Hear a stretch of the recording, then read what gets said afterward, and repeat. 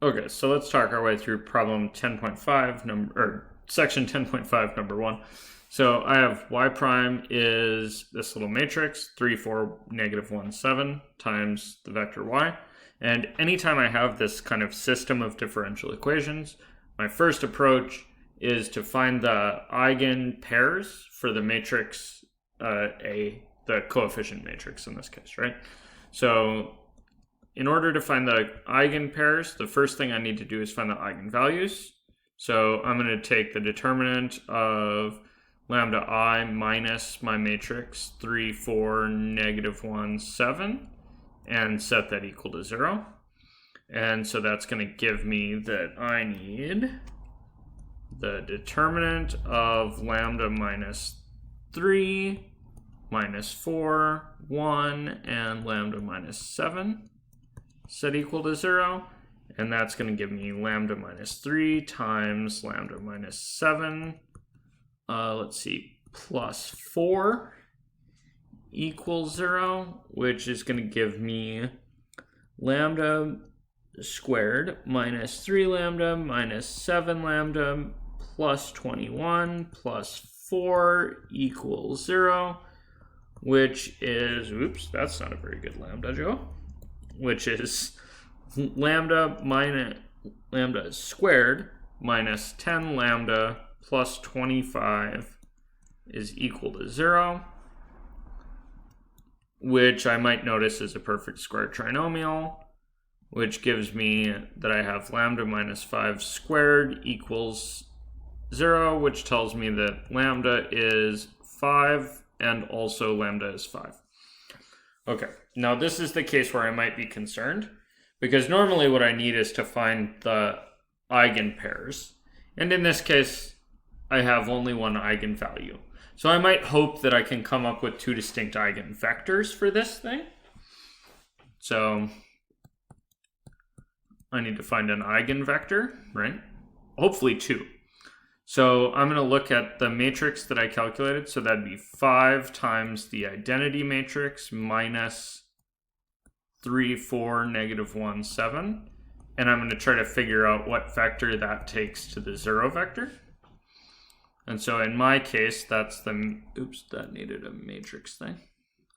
Okay, so in my case, that's 5 minus 3 is 2, minus 4, 1, and minus 2, and this needs to be augmented by the 0 vector. And then I notice the second row is redundant, because of course it is. And so that means I have 2x1 minus 4x2 is 0. And this is still an equation, which means that I'm kind of jacked. So unfortunately, this means that I have only a one-dimensional eigenspace. So this means that I got x1 is twice x2. And so my eigenvector that goes with 5 is the vector 2, 1.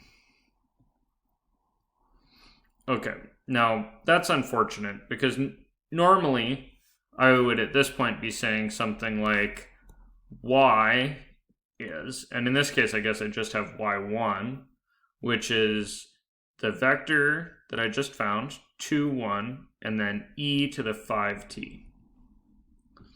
And now what I'd really like to do is say, okay, it didn't work, so I'll just like slap a t on it or something. And that almost works, it's just a little bit more complicated than that. So the little bit more complicated is that now I need to find a generalized eigenvector. So what that means is I now need to take the matrix that I was just looking at, and I need to, oops, let me maybe rephrase that. So I need to take the matrix that I was just looking at, and this is going to be my 5 times I minus A matrix, which in my case looks like 2, negative 4, 1, negative 2. And then I need to wonder what vector is it that I can multiply by that and get to my eigenvector. So just like this. So that means that I end up needing to solve this system 2, -4, 1, -2, augmented by 2, 1. And there are a couple ways I can do this. You can ref this thing if you want. The hope when you ref it, reduced row echelon form, by the way. So if you put this into reduced row echelon form, you'll get 1, -2 augmented by -1 and 0, 0 augmented by 0. If you get something here that doesn't work, right, if the second equation isn't redundant with the first, then usually what that means is you dorked up finding your eigenvector, or you dorked up putting it in. The reduced row echelon form is actually a nice check that you have the right thing going on. It is actually not necessary because you'll notice that this, in my case at least, this row here happens to be exactly the same as this row here anyways. And the reason that that happened is that they're redundant equations anyhow, right? So I expect that to happen, so I don't really need to re-ref it. However, re-refing it tells me I'm on the right track, so maybe it's a good idea. In this case, I have x1 minus 2x2 equals -1. Oops, not x's though. Stupid. Those aren't x's, those should be u's. So that's u1 minus 2u2 is -1. X's are eigenvectors, u's are generalized eigenvectors. So I get to here, and then I say pick something like, I'm going to pick u1 is, I guess, I'm just going to pick u1 as 1, what the hell, right? And then I'll have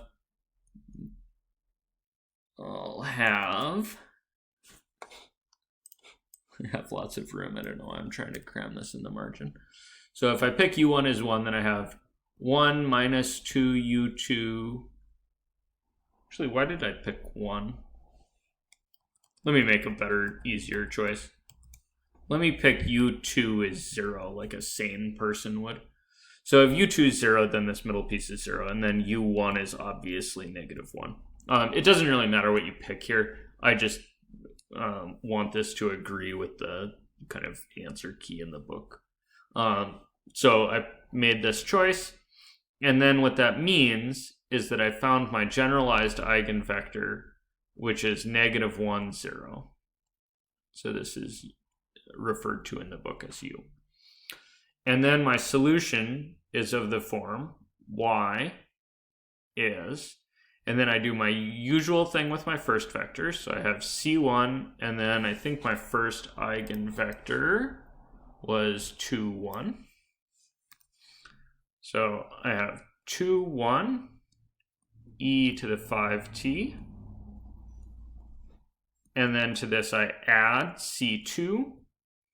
And then this needs to be times all of u, which is -1, 0, e to the 5t, plus my eigenvector again, 2, 1, t, e to the 5t. And then this is my entire, this whole thing here is my solution. And yes, there is some tendency